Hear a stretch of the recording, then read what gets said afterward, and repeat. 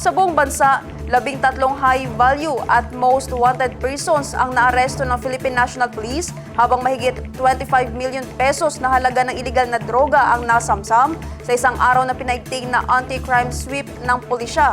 Narito ang police report. Sa loob ng 24 oras, 13 individual na kabilang sa mga high-value at most wanted persons ang nadakip. Ang mga ito ay sangkot sa mabibigat na krimen tulad ng murder, statutory rape at robbery with homicide at walang piyansa alinsunod sa kautusan ng korte.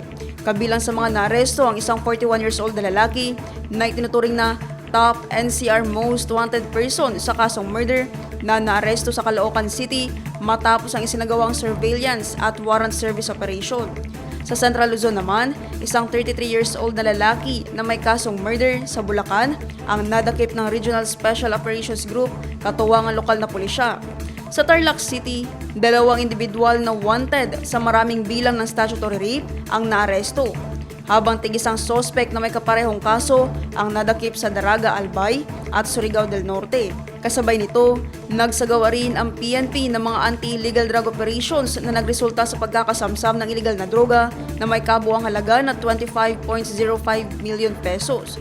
Sa Zamboanga City, nasamsam ang 150 grams ng hininalang shabu na nagkakalaga ng mahigit 1 million pesos mula sa isang high-value individual sa joint operation ng PNP, PIDEA at Maritime Police.